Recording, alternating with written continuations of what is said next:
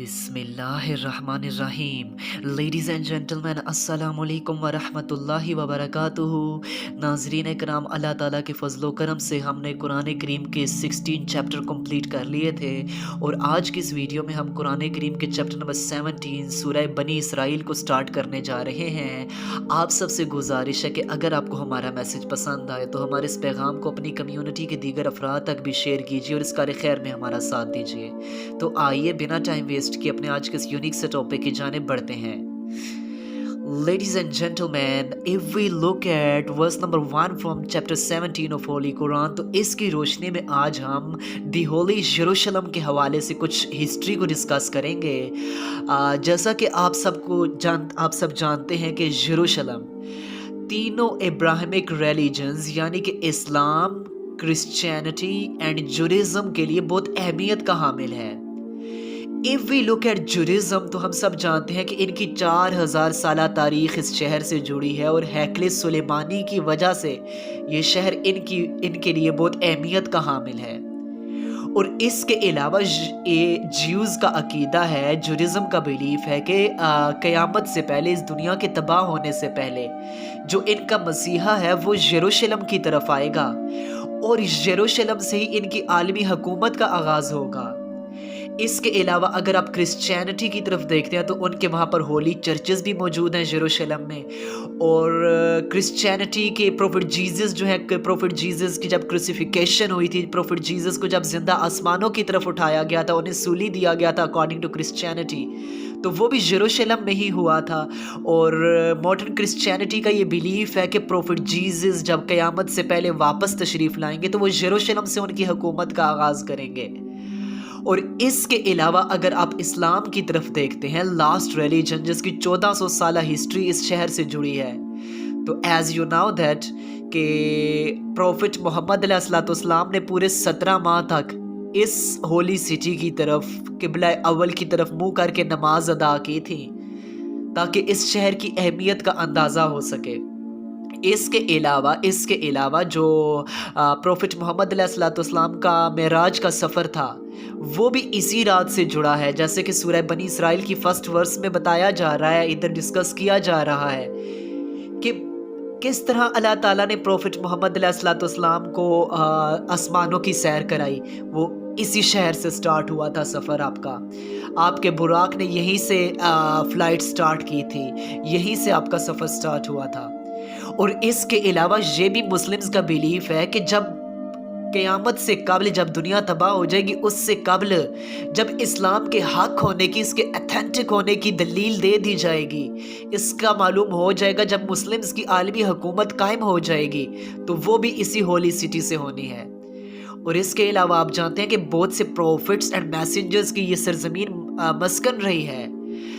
आप देखते हैं कि इतने बड़े मज़ाहिब के यानी कि इब्राहिमिक रिलीजन्स हैं, एक नबी से आगे इनका सारा सिलसिला शुरू है, लेकिन इनके बहुत बड़े क्लैशेस हैं। आज आप देखते हैं बहुत बड़े क्लैशेस हैं। ये ज़मीन जो है ये तकरीबन मोर देन 50 टाइम्स इस पर डिस्ट्रक्शन आई है, तबाही आई है, हमले हुए हैं, लेकिन फिर भी ये अभी ज़मीन बड़े आबोताब के साथ चमक रही है। उसी तरह अभी भी इसी तरह ये खित्ते में मौजूद है। क्यों? क्योंकि कोई ना कोई वजह तो है ना, इधर से मुस्लिम्स की आलमी हुकूमत का आगाज़ होना है।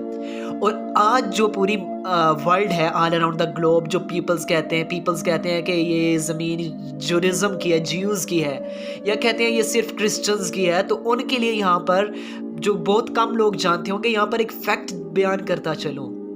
आज से आप देखते हैं 1400 साल पहले जब कैलिफ उमर बिन खत्ताब रज़ी अल्लाह अन्हु का दौर था, जब उनकी गवर्नमेंट थी, तो उस वक्त वो पैलेस्टाइन की तरफ गए थे, यरूशलेम में।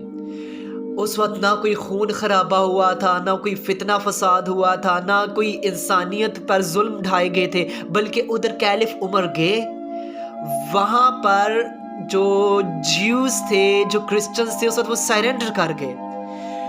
जहाँ मुस्लिम्स के हवाले किया गया जो यरूशलेम की ज़मीन है, पैलेस्टाइन पर। उस वक्त जो क्रिश्चियनिटी के बड़े बड़े रिबाइज थे, उनके साथ एक मुस्लिम्स की ट्रीटी तय हो गई थी, एक मायदा हो गया था, एक आलमी मायदा हुआ था। معاہدے میں یہ شکے آج بھی موجود ہیں. آپ کو معلوم ہے، آپ اپنی کرسچینٹی کے بڑے بڑے جو پریسٹ ہیں ان سے جا کر پوچھئے، اگر وہ حق بات آپ کو بتانے کو تیار ہوں، کہ معاہدہ ہوا تھا، ٹریٹی لکھ دی گئی تھی، عالمی معاہدہ ہوا تھا کہ آج کے بعد مسلمز اس شہر پر اگر ہولڈ رکھ رہے ہیں نا اب سے، تو یہ ان پر رسپانسبلٹی ہوگی کہ یہ جیوز کو، یہودیوں کو اس زمین پر نیشنلٹیز کبھی نہیں لینے دیں گے. یہاں پر یہودی پراپرٹیز نہیں خرید سکتے، یہاں پر یہودی رہائش اختیار نہیں کر سکتے، نیشنلٹیز نہیں لے سکتے، اپنے مکان نہیں بنا سکتے.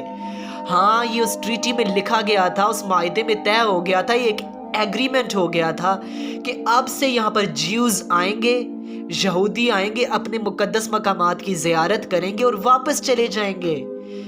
یہ عالمی معاہدہ ہو گیا تھا. اس کے بعد آپ دیکھیں، کرسچنز ہی وہ تھے جنہوں نے تھوڑی صدیاں گزرنے کے بعد اس معاہدے کی خلاف ورزی کر دی. اب یہ کہتے ہیں مسلمز بڑا ماحول خراب کرتے ہیں، امن خراب کرتے ہیں، حالانکہ وہ جو معاہدے کی خلاف ورزی کی تھی وہ تو اس وقت کرسچنز نے کر دی تھی، جب ایک بہت بڑا خون خرابہ کیا گیا تھا اس شہر میں، اس شہر کو خون سے نہلا دیا گیا تھا.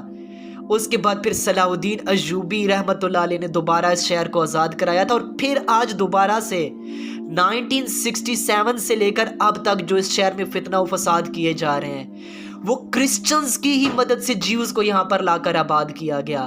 یہاں پر انہیں نیشنلٹیز دی گئیں، یہاں پر انہیں پراپرٹیز دی گئیں. اس کے پیچھے کس کا ہاتھ ہے؟ وہ کرسچنز کا ہی ہاتھ ہے، وہ امریکہ کا، وہ یورپ کا ہاتھ ہے. آپ کے سامنے سارا ٹرانسپیرنٹ ہو کر آ جاتا ہے جب آپ سٹڈی کرتے ہیں. پھر آپ دیکھیں کس طرح یہ عالمی معاہدے کی دھجیاں اڑائی جا رہی ہیں جو 1400 سال پہلے معاہدہ کر لیا گیا تھا. اب معاہدے کی خلاف ورزی کرنے والے تو رے امن کے دائی، اور جو معاہدے پر چل رہے ہیں وہ ہوگے دہشت گرد.